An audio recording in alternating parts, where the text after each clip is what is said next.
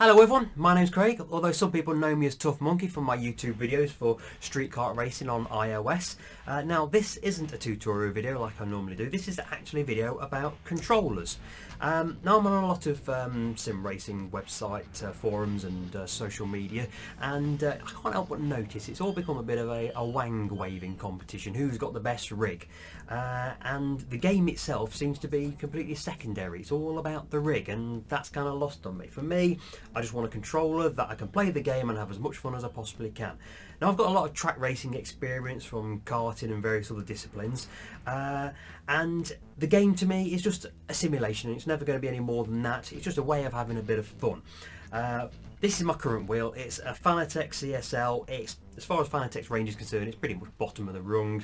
To me, it's perfectly fine. I've had it for a year and a half. Before that, I had a Logitech G29 for 4 or 5 years. And before that, I had a Logitech Momo 4 steering wheel, which must be 20 odd years ago. And I've still got them all. They're all up in the loft, except this one, which I use most days. I tend to play Dirt Rally, F1 and GT Sport, although Gran Turismo 7 is coming out in a few days as I'm making this video.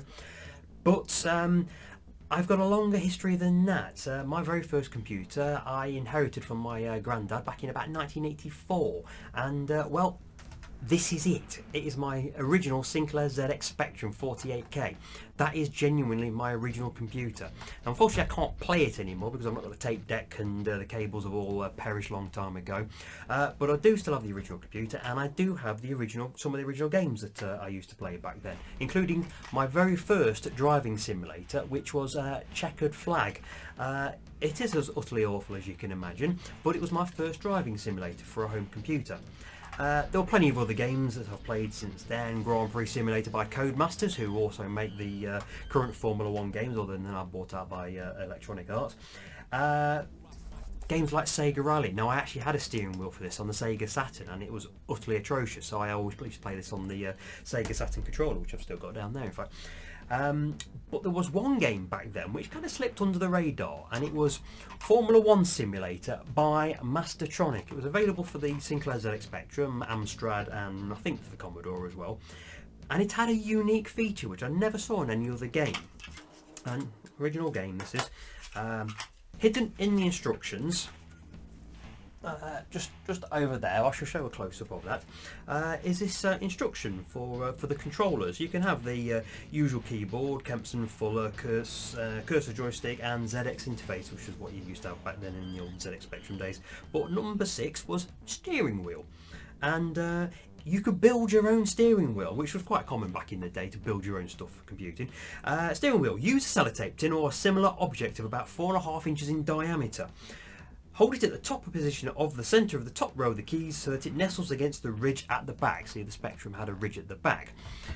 And there were rubber keys, these keyboards were as well, so it would still grip to the keyboard. Roll it to the left or the right with moderate pressure to steer.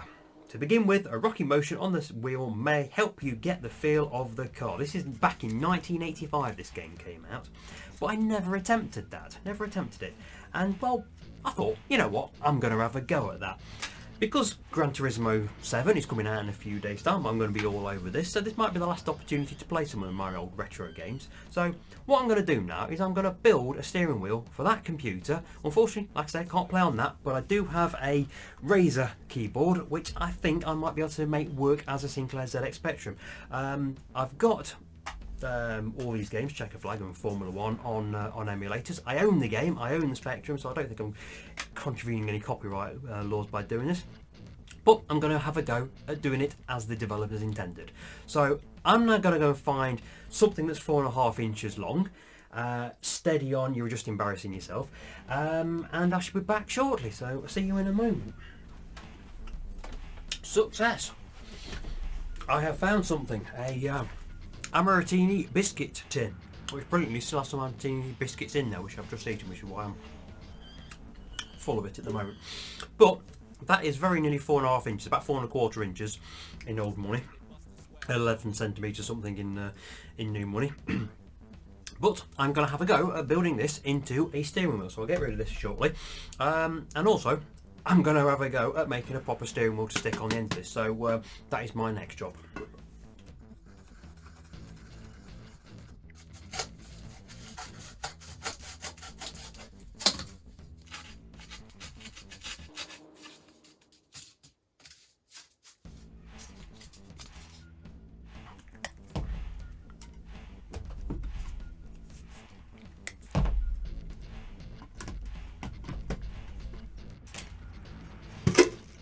Tell you what, let's take the biscuits out first.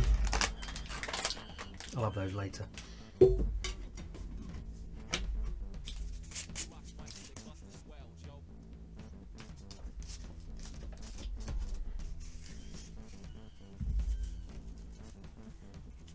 Might be getting somewhere. There we go, a bit of extra reinforcement. I think we're about there. That's as good as anything Fanatec have ever produced. Right, let's have a go. Okay, we have our steering wheel and it's ready to go, attached as it is to our Amaretti biscuit tin. I'll be using my Razer wireless keyboard here. I would dearly love to use my original ZX Spectrum, but it's just not going to happen. So we're going to see how we get on with the Razer. As you can see, I've got this is RetroArch preloaded onto the screen in front of you, and this is how you used to load games back in the day. It wasn't a case of just pressing play or something. You had to manually put the cassette into a tape deck and then program it in. Relatively simple, but you had to press load and 2 dits, as I used to call it as a child, which to get load up you pressed J, as you do, and then you press symbol shift, or control in this case, and 2 dits, which is that, and press enter, and then you get, there you go, there's your game loaded. And it wasn't as quick as that back in the day, I can tell you. That used to take anything between 3 and 5 minutes. You just press load, press enter, and you'd get all kinds of screeching sounds into your ears, and after about 3 or 4 minutes you'd get a tape deck error and you have to do it all over again. But this is how it looks like in emulation. We have 6 steering options here. We've got keyboard, we've got Kempston, Fuller and Cursor joysticks. Did anyone ever see a Fuller joystick? I've got no idea whatever that was. Cursor joystick, you could use that on keys as well. That was 5 for left, 8 for right, 7 for accelerate, 6 for slow down, and 0 changed gear. Number 5, the ZX interface, which I tend to use quite a lot on the Spectrum games.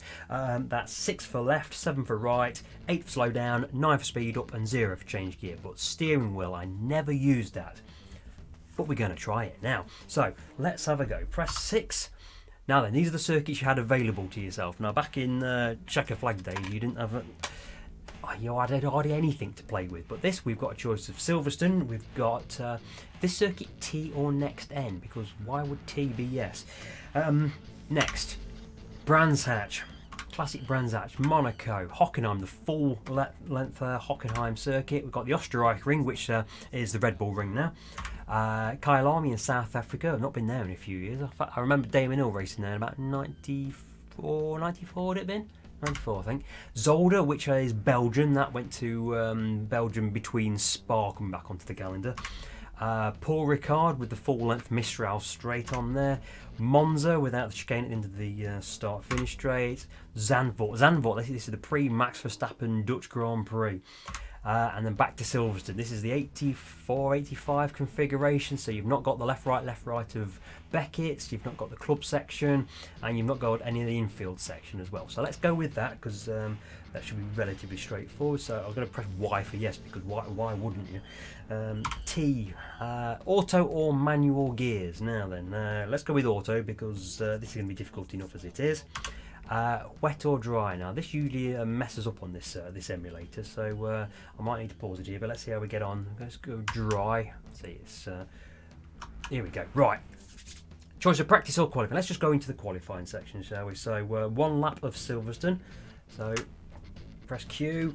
We get our tin, which is weighted with a can of Pepsi, because it was too light otherwise, and you've still got to use an accelerator and a brake. Z is accelerate and shift is slow down. Now I'm only going to take it up to about 120 something mile an hour, and then as you can see, although it doesn't show you on screen with the steering wheel, that was a bit too advanced for Spectrums back in the day, but I can go from left to right. It's not the most accurate of things, not the most precise things, but yes you can. So we've been through Cops, we've just gone through Maggots. This is the old Beckett's complex, so we've got Beckett's coming up now. Oh, hear that wheel sliding. Oh, the sound sampling is something else. I don't know what kind of engine this is meant to be. Oh, well, that was Chapel. So we're now onto the Hanger Straight here, and at 126 mile an hour, this takes a while. So 131 mile an hour as we head down in 3rd gear, down towards Stowe, isn't it? Stowe at the bottom of here.